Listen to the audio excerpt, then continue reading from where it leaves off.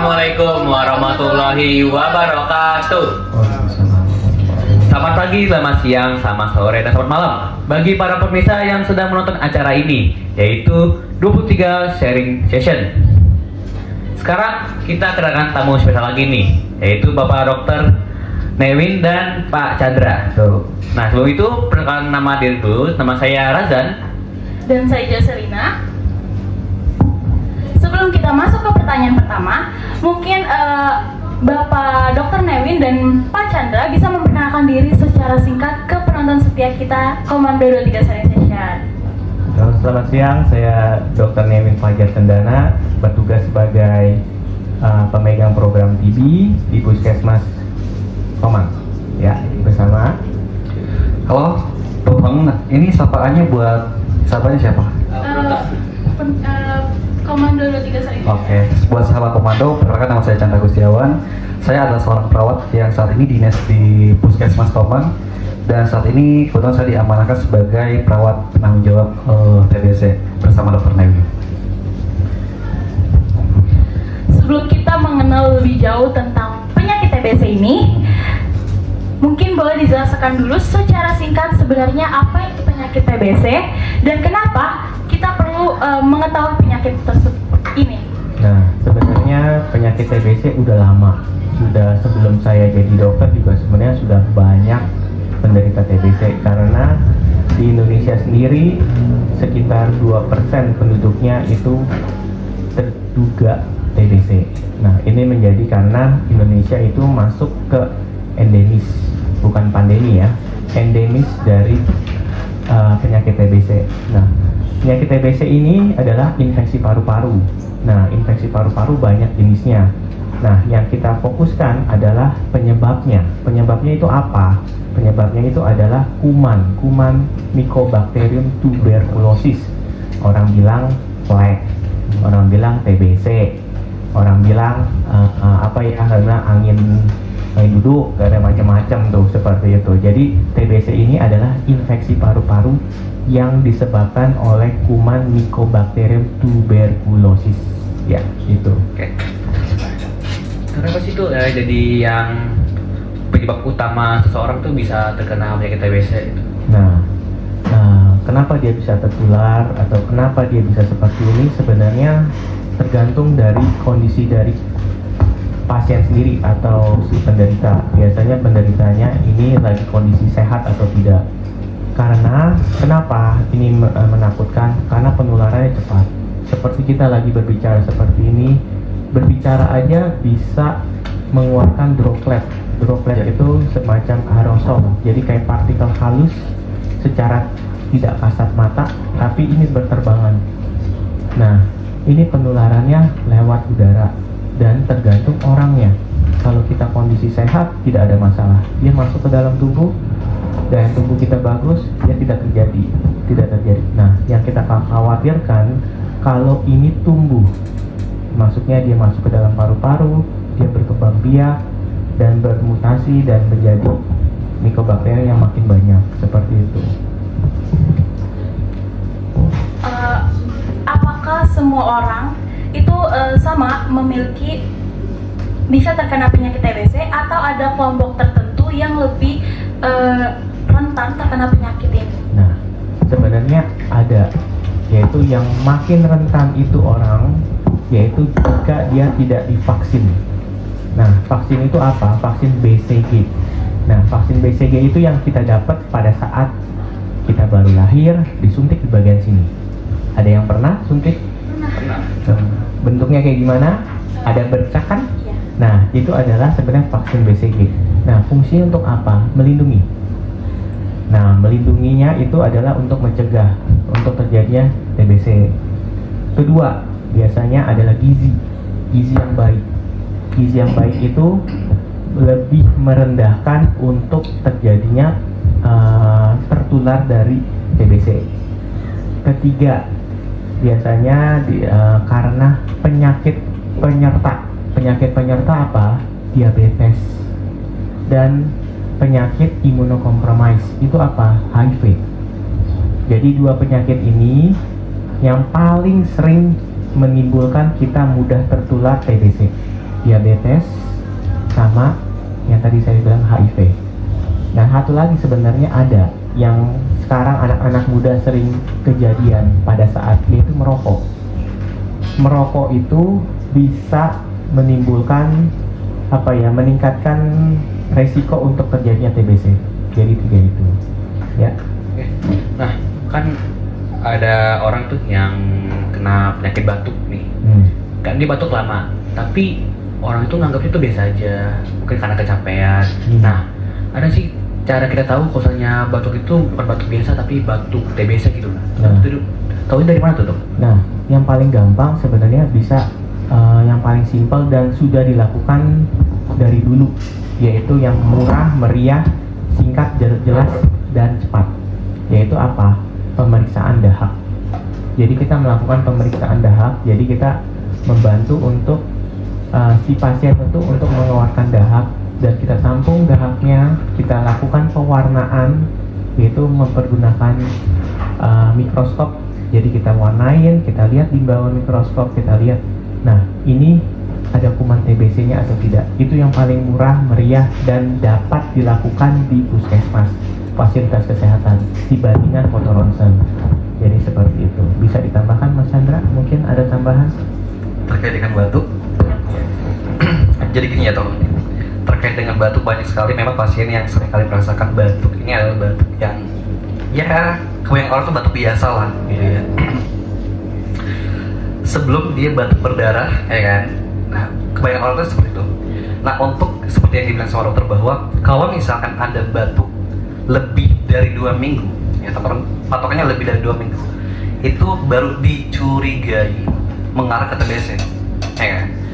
Nah, untuk menentukan apakah batuk ini diakibatkan oleh TBC atau bukan, itu perlu pemeriksaan penunjang tadi, teman. Ya.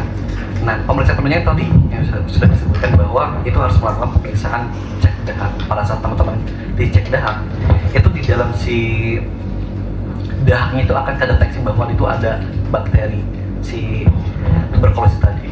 Gitu. Jadi kalau misalkan memang untuk menentukan apakah ini bakteri TBC atau bukan, satu-satunya cara untuk mengetahui teman-teman itu melalui cek dahak tadi. Karena seringkali ini memang ada beberapa kasus batuk lama bisa jadi bukan karena batuk TBC, bisa jadi PPOK, kan nggak? Ya. Tapi untuk menentukan tadi memang harus diketahui melalui pemeriksaan penunjang. Gitu. Nah, Dok, kan tuh saya punya bapak tuh riwayat TBC. Oke. Akhirnya sekeluarga itu kan ke puskesmas. Nah, saya pernah disuntik itu, Pak. Jadi ini kayak dikasih lingkaran gitu. Iya, iya. Nah, itu apa tuh, Dok? Silakan. Ya, itu namanya tes mantuk atau mantuk tes. Tes mantuk itu adalah untuk mendeteksi dia ini sudah terbentuk belum. Kayak semacam ada zat tertentu yang kita masukin.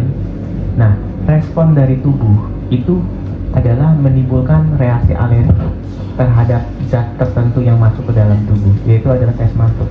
Jadi kalau dia memang ada pernah terpapar dengan TBC, dia akan merespon, yaitu bentuknya adalah seperti benjolan, yang melendung yang ke atas dan bukan kemerahan ya. Jadi bentuknya kayak bukit tapi bukan merah, jadi kayak plakat kayak seperti itu. Dan kita ukur ukurannya berapa. Nah, kalau yang pernah terpapar TBC biasanya bisa positif, tapi ini nggak menjadi jaminan ini kau kena TBC atau tidak, karena vaksin BCG juga bisa menimbulkan reaksi yang sama, jadi disebut sebagai false atau positif palsu. Nah, makanya kita dari ini bisa menentukan, tapi ditambah dengan gejala lain. Jadi selain ini positif plus gejala lain yang mendukung untuk mengarah ke arah TBC. Nah, seperti ada yang mau ditambah, Mas Chandra? Sebenarnya kalau misalkan untuk menentukan ini TBC atau bukan, teman-teman, itu memang pemeriksaannya banyak ya. Yang pertama biasa dokter itu akan meriksa secara klinis ya, Dok ya. Ya. Klinis itu apa sih? Oh, klinis itu adalah tanda gejalanya. Teman-teman tahu nggak tanda gejala dari TBC itu apa aja? Batuk, terus kecapean, oke, terus apa lagi? Oke, mungkin teman-teman ada yang tahu? Oke, tadi yang dibilang sama teman-teman itu udah betul banget. Pertama adalah batuk, terutama ya.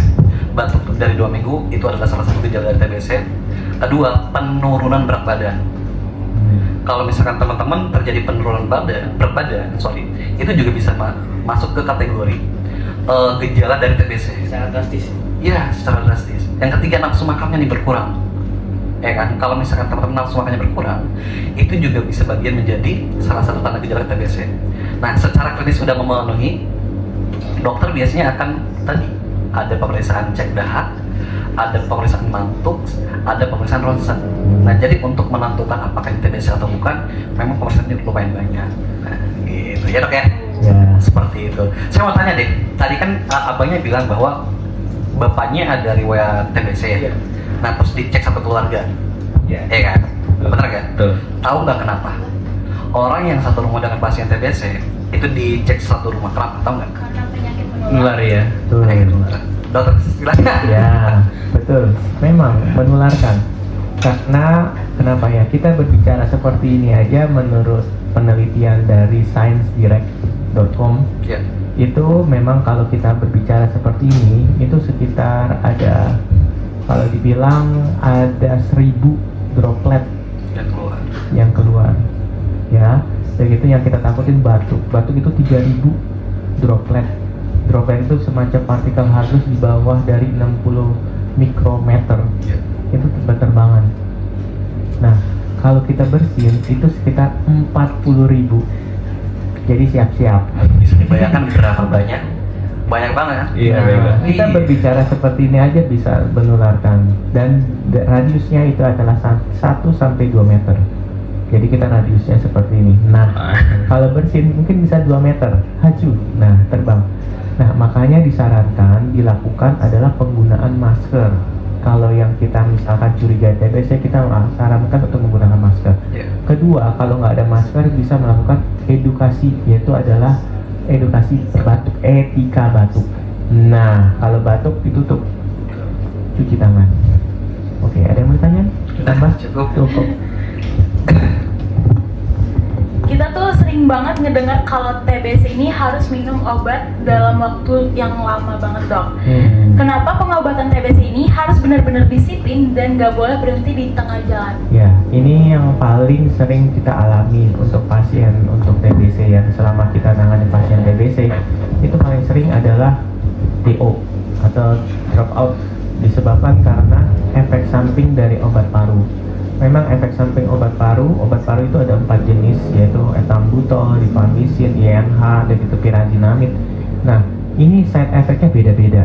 Nah, side effect-nya yang paling menyebalkan, yang paling sering dikeluhkan pasien sekitar 30%, itu adalah gangguan pencernaan. Perutnya tidak nyaman, mau makan nggak enak, nggak makan nggak enak, dan itu ngededel, rasa tidak nyaman. Nah, ini yang paling sering pasien alami. Kadang-kadang menyebabkan mereka menyerah minum obat.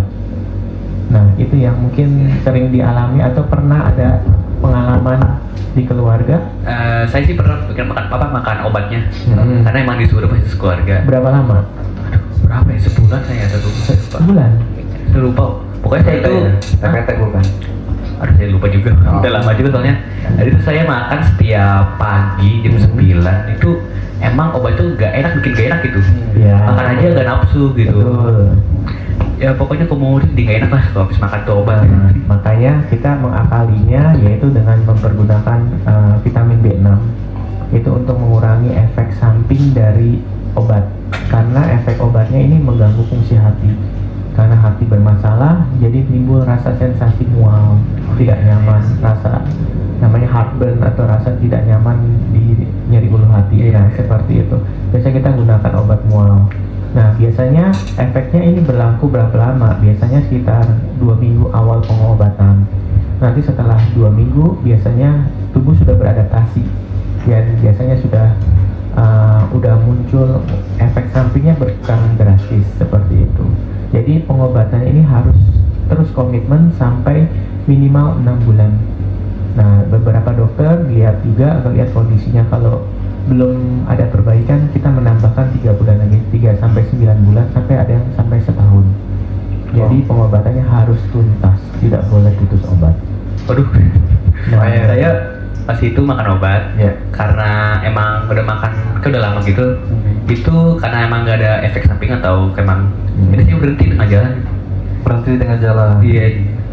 Tapi kayak obatnya Oke. udah makan banyak sih sebenarnya. Nah, sebenarnya itu yang salah. Iya. Sebenarnya pengobatan yang benar itu adalah sampai dokternya mensiarkan bahwa ini stop obat. Oh. Nah, kenapa? Yang kita takutkan adalah kuman TBC atau Mycobacterium tuberculosis ini bisa resisten. Ini yang kita khawatirkan. Resistennya berbahayanya gimana? Obat TBC selalu sama dari tahun ke tahun adalah 4 obat ini.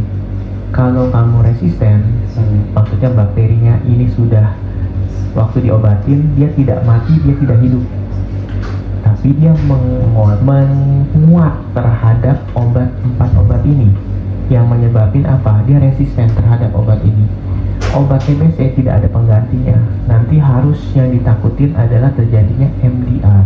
MDR itu apa? Multi drug resistant. Yang kita takutin adalah multi drug resistant. Itu adalah berbahaya banget. Karena kenapa? Pengobatannya bisa sampai 2 tahun. Dan obatnya bukan 4 saja, nanti bisa sekitar 6 sampai 7 obat. Itu yang kita kangen. Dan yang saya takutin lagi, kalau saya misalkan penderita MDR, saya bisa langsung menularkan, kau bukan TBC biasa, langsung TBC MDR. Itu yang saya khawatirkan. Ya, ada yang bertanya, Chandra? Ini menarik sih, Dok.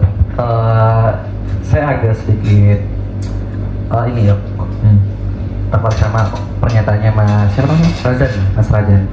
Jadi beliau tadi bilang katanya minum obat juga ya. Iya, minum obat juga. Nah, izin menjelaskan sedikit teman-teman. Jadi pada saat teman-teman satu rumah dengan pasien TBC, itu kan akan dilakukan screening.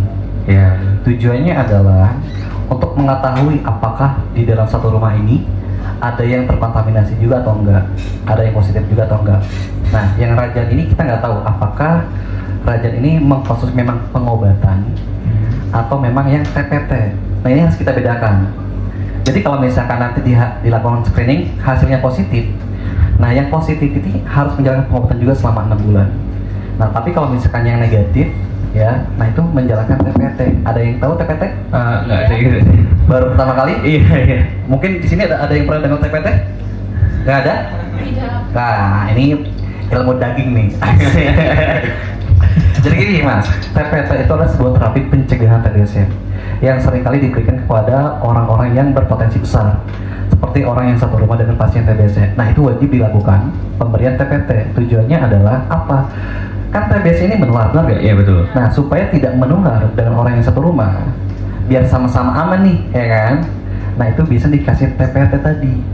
Gitu. Untuk pemberiannya gimana, Dok? Ada yang seminggu sekali, Dok ya? Ya, ada yang seminggu sekali, ada juga yang setiap hari harus minum, dan minumnya obatnya adalah selama 3 bulan. Selama 3 bulan. Ya, ada yang seminggu sekali langsung minum obat selama 3 bulan, ada yang setiap hari selama 3 bulan. Nah, nanti di selama 3 bulan ini kita pantau. Nah, kondisinya bagaimana setelah minum obat profilaksis atau TPT ini, dilihat lagi kondisinya bagaimana, mengarah ke arah TBC atau berkurang efek batuknya. Nah, kalau misalkan berkurang berarti profilaksisnya bekerja, berarti aman. Yang kita takutin makin progresif, kita berubah prosedurnya, TPT-nya berubah jadi pengobatan. Seperti itu. Oke. Boleh tahu itu kan tadi ada yang setiap hari selama 3 bulan Iya. dan ada yang seminggu sekali. Nah, itu perbedaannya itu apa, Dok? Nah, sebenarnya obatnya, karena obatnya kita mempergunakan rifampicin plus INH untuk tiap hari. Tapi ada juga pakai rifampicin kayak yang agak berbeda, yang golongan baru itu hanya seminggu sekali. Jadi rifampicin plus INH gitu. Ya, jadi cuma perbedaan obat. Nah, kan sampai sekarang tuh masih ada orang tuh yang masih takut atau nggak berani speak up tentang kalau dia tuh kena TBC gitu kan. Nah, menurut dokter nih, kenapa sih stigma seperti itu tuh masih sering muncul di kalangan masyarakat? Nah, sekarang menjadi permasalahannya adalah apa yang kalau dibilang adalah image ya. Image. Karena kenapa orang TBC dibilang image-nya adalah buruk. Ya.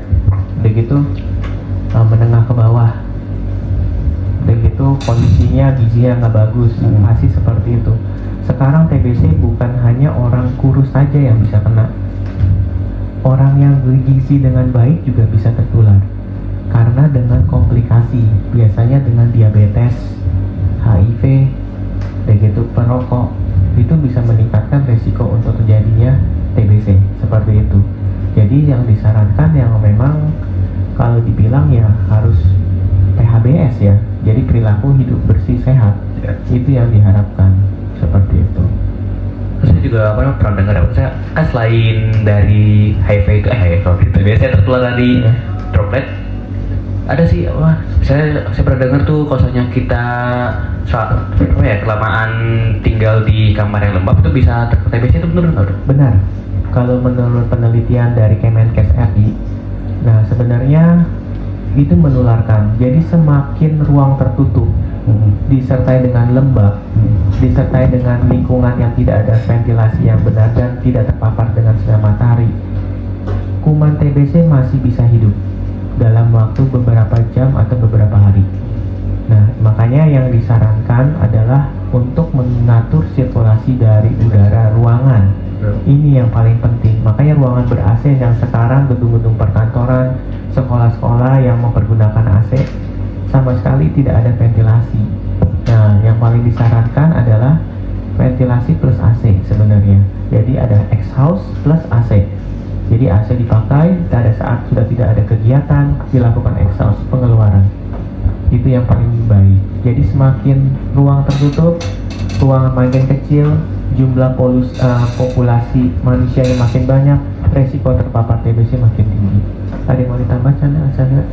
Nah, terkait dengan image tadi ya, ini saya sebelum jelasin, saya mau tanya dulu sama kakak. Kalau kalian ketemu dengan pasien TBC, kira-kira gimana? Menghindar nggak? Kira-kira menghindar nggak? Kira-kira? Aduh, apa ya? Takut ya? Ya takut sih dok ya, kan bapak saya juga pernah kena TBC, jadi ya saya ngejujur di bapak saya kan. Oke. Pertanyaan selanjutnya adalah kenapa kamu takut? Takut tertular aja sih. Kalau takutnya di bagian pengobatannya, takut kan lama tuh. Oke. Jadi saya males aja. Intinya adalah takut tertular kan? Iya. Benar ya? Nah, sampai situ dulu. Tahu nggak rumus penularannya kayak gimana? Oke. Mungkin dengan tadi yang dibilang kayak batuk atau kalau kita ngomong itu pasti kan kalau deket-deket pasti ada ya Dropletnya. iya dropletnya Droplet. mungkin gitu. Nah, dari sini kita bisa menyimpulkan bahwa ini teman-teman, kenapa sampai dengan saat ini Indonesia itu boleh dikatakan setiap tahunnya selalu meningkat. Bahkan per tahun ini Indonesia itu peringkat kedua setelah India. Sebenarnya Kita naik peringkat. tahu nggak kenapa? Ya karena tadi teman-teman. Jadi banyak orang yang menganggap bahwa TBC ini adalah sesuatu yang menyeramkan, sehingga ketika dia terdiagnosa sebagai pasien TBC nggak mau speak up, takut diintimidasi lah dan segala macam. Yang pada akhirnya ya udah dia bersikap seperti biasa aja, nggak pakai masker dan lain sebagainya. Nah ini yang mempengaruhi teman-teman. Nah intinya adalah kurangnya edukasi, ya kan? Bener gak? Nah ini menurut saya teman-teman sudah melakukan hal yang sangat tepat. Karena dengan satu video ini ada berapa ratus orang yang lihat, ada berapa ribu orang yang lihat yang akan teredukasi. Bener gak? Betul. Kalau misalnya orang-orang tidak teredukasi, ya mereka juga akan menjauh dari orang TBC. Nah gini teman-teman, ketika kalian ketemu dengan pasien TBC, jangan pernah takut, jangan pernah dihindari. Ya kenapa? Karena kita tahu kan bagaimana penularannya. Teman cukup menggunakan masker. Pasien TBC menggunakan masker, kita menggunakan masker, insya Allah itu aman. Kenapa? Karena penularannya kan lewat udara. Kalau misalkan dia menggunakan masker, kira-kira keluar nggak? Tidak. Nah, udah paham sampai sini? Paham. Ya kan? Nah, maskernya jangan sembarangan, jangan masker kain, Betul. tapi masker Masker medis. Medis Itu yang benar. ya, karena masker medis itu sudah didesain dengan ya serapi mungkin lah ya dok ya. Ya. Gitu. Ada 3 lembar. Betul. Jadi untuk bisa menghambat yang lebih dari 60 mikrometer ini. Karena partikel dahak itu bisa sampai lebih dari 60, ada juga yang bisa di bawah 60. Makanya di masker itu ada kriteria atau standarnya. berapa mikrometer yang bisa keluar dari itu. Kalau semakin kecil, makin halus, itu yang makin bagus sebenarnya. Itu ya. Nah, terkait dengan apa tadi yang udara lembab ya? Iya. Ya. Tadi kan udah disampaikan sama dokter bahwa kalau misalkan dia batuk ada berapa? Satu kali batuk teman? 1000. Batuk. Batuk 3.000. Oh, batuk 3.000. Oke. Kan ada batuk, ada ngomong, ada bersin. Kita ambil tengah-tengahnya aja. Batuk lah. Artinya ada 3.000, benar gak? Nah, satu kali batuk pasien TBC, misalkan tadi ada 3.000, benar gak? Nah, di udara yang lembab, sesuai dengan yang disampaikan oleh dokter, dia akan bertahan selama beberapa jam, bahkan sampai beberapa hari. Oke, ini ruangan lembab tanpa ventilasi, ya kan? Kita sambil berpikir nih, ya kan? Kira-kira dia bakal keluar gak? Enggak, Kenapa? karena nggak ada ventilasi untuk Karena nggak ada ventilasi. Posisi dia hidup nggak? hidup. Hidup. Nah. Nah, kalau misalkan kamu masuk ke ruangan itu yang sudah terkontaminasi sama bakteri TBC, kalau udah kehirup, bisa tertular nggak? Bisa. Nah, itulah pentingnya ventilasi di rumah. Dan kalau bisa keadaannya jangan lembab teman-teman, karena itu akan memperkuat si bakteri tadi. Jadi sebisa mungkin kalau misalkan teman-teman satu pasien dengan TBC ya kan, rumahnya ventilasinya dibenerin, sebisa mungkin cahaya matahari itu masuk. Karena bakteri TBC paling nggak kuat itu kena sinar Cahaya matahari. Iya, betul. Ya 11-12 lah kayak vampir Cina gitu kan. Ya nggak kuat kena sinar matahari bener nggak? Oh enggak, beda. Oh, Nah. beda dong. Jadi yang paling disarankan memang seperti itu yang Mas Chandra ngomong itu sudah benar. Nah, yang paling kita takutin adalah ludah sebenarnya. Ya. Jadi sekarang jujur ya di Jakarta aja yang kita lihat beberapa orang naik motor, begitu jalan kaki ngeludah sembarangan. Nah, tolong kalau bisa diedukasi supaya tidak meludah sembarangan. Karena kita nggak tahu di dalam ludah itu apakah ada kuman TBC atau tidak. Yang kita takutin adalah kuman TBC kalau liur itu dia mengering, partikel kuman TBC itu berterbangan. Itu yang berbahayanya. Makanya sampai sekarang kita masih bingung untuk melakukan mensosialisasikan bahaya dari ludah sembarangan ini sebenarnya. Itu yang kita khawatirkan. Kalau untuk di jalanan itu kan kena sinar matahari dok, dan udaranya kan bagus. Itu kok tetap ludahnya apa bakterinya tetap hidup di situ atau? Nah, kuman TBC itu pasti ada lembab atau tidak, ini tergantung dari sinar matahari. Tapi kalau dia dilakukan di sore hari atau malam hari, apakah bisa? Itu. Makanya kalau misalkan matahari 24 jam, oke, bagus. Masalahnya tidak ada. Itu yang nggak oke dok, tidur Nah. kita. Itu dia. Makanya yang kita takutin adalah, yang kita khawatirkan adalah petugas PPSU. Karena mereka itu yang paling langsung berhubungan dengan sampah. Dan mereka juga berhubungan dengan liur atau ludah di jalanan. Itu yang kita khawatirkan. Itu ya, terima kasih. Nah, karena kayak tadi kita dengar tentang TBC baik banget ya. Informasinya itu semoga orang yang mendengarkan teredukasi lah Ya. supaya lebih berhati-hati Ya. yang dekat sama orang TBC, bahkan kita sendiri pakai masker tuh biar nggak biar dia Iya. menular orang lain kan. Ya. Nah, sebagai penutup nih dok, mungkin ada pesan atau motivasi yang ingin sampaikan nih untuk para remaja supaya lebih peduli kepada penyakit TBC ini. Nah, ini cuma satu yang saya saranin, hindari rokok karena karena meningkatkan resiko untuk TBC. Kedua, kurangin makan makanan manis karena diabetes itu bisa menimbulkan resiko untuk tingkatin TBC. Ketiga, etika batuk. Itu yang saya harapkan. Jadi maksudnya adalah kalau batuk, kalau memang lagi kondisi lagi batuk, diusahakan etika batuk, tutup mulutnya, pakai masker, simple. Ya, jangan sampai karena kesalahan kita menyakiti orang lain, menyebabkan penyebaran. Makanya kita sebenarnya tahun 2030 dilakukan sebenarnya eradikasi TBC. Jadi diharapin 2030 ini TBC nggak ada. Tapi kalau dalam kondisi seperti ini agak susah. Makanya saya cuma menghimbau untuk para remaja, semoga ini bermanfaat. Kalau misalkan memang ada batuk, ada itu, boleh konsultasikan ke dokternya atau ke puskesmas, kita lakukan pemeriksaan. Kedua, yaitu kalau bisa adalah hidup sehat. Jangan begadang, seperti itu. Nggak ada masalah. Begadang boleh, tapi jangan setiap hari. Nah, itu yang diharapin. Dan ingat, kalau ada yang TBC, langsung himbau untuk ke petugas kesehatan. Begitu, kalau saya sarankan untuk kalau dibilang kagak usah takut. Kalau memang kena TBC, kita bisa obatin. Tapi jangan telat. Karena kenapa? Semakin lama diobatin, paru-paru akan semakin rusak. Kedua, menularkan banyak orang. Itu yang kita khawatirkan. Satu pasien bisa nularin menjadi 5 pasien. 5 pasien bisa jadi 20 pasien. 20 pasien bisa jadi 1000 pasien. Makanya kita mengundang, yaitu adalah para remaja yang lebih terbuka matanya, terbuka telinganya untuk membantu. Kalau memang ada, kalian menjadi generasi yang lebih baik supaya TBC kita menurun. Itu yang kita harapkan.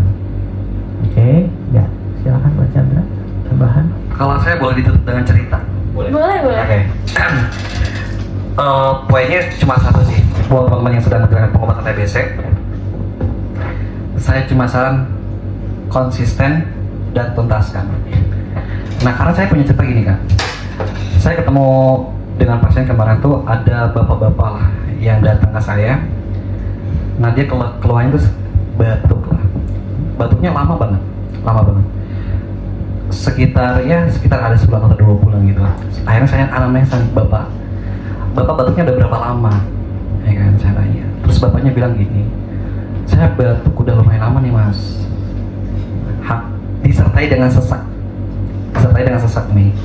Saya curiga ini mengarah ke TBC nih, ya kan. Akhirnya saya tanya sama bapak pernah nggak ada riwayat pengobatan?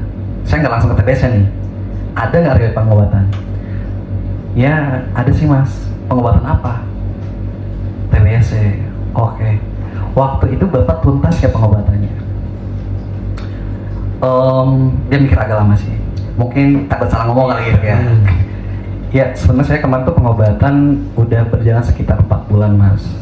Cuma karena dia udah merasa enakan, ya kan, dan mungkin dia juga nggak kuat sama efek samping obat TBC tadi. Akhirnya menggantikan obat TBC dengan apa? Dengan jamu, teman-teman. Dengan herbal. Nah, akhirnya apa yang terjadi, teman-teman? Akhirnya sekarang dia masuk di ICU, dirawat. Dengan jangankan untuk beraktivitas, jangankan untuk kerja, teman-teman. Dia untuk jalan aja, ya kan? Untuk ngomong aja udah nggak kuat. Sesaknya luar biasa. Kenapa? Ya karena tadi pengobatannya nggak tuntas. Itu yang saya khawatirkan. Itu yang dikhawatirkan, ya, dok, ya? Resisten perburukan paru. Itu yang kita khawatirkan, resisten dan perburukan paru. Karena biasanya kalau udah pengobatan 2 kali, biasanya prognosis atau keburukan makin menjadi. Ya, jadi intinya pesan yang mau saya sampaikan buat teman-teman, mau yang sedang menjalankan pengobatan TBC atau buat teman-teman yang satu rumah dengan pasien TBC, tolong jangan pernah berhenti pengobatan sebelum waktunya, sebelum selesai. Karena apa? Karena kalau misalkan teman-teman berhenti di tengah jalan, itu efeknya akan luar biasa. Bisa jadi menjadi resisten yang jauh lebih berat, teman-teman, atau bahkan teman-teman itu bisa merenggut nyawa kalian kalau misalnya kalian tidak menjalankan sampai tuntas. Gitu. Mungkin itu aja sih. Wah, kita selama kita podcast di sini kita udah ngedapetin ilmu yang banyak banget tentang penyakit TBC ini. Mungkin sekian dari podcast kita kali ini. Oke. Kita semuanya di sini, bahkan penonton juga sangat berterima kasih kepada Pak Nerwin sama Pak Chandra atas edukasinya, sungguh bermanfaat. Mungkin sekian dari podcast kita dengan aku Jocelyn, Razan, Saya Chandra. dan Bapak Dr. Newin. sekian. Wassalamualaikum warahmatullahi wabarakatuh. Assalamualaikum.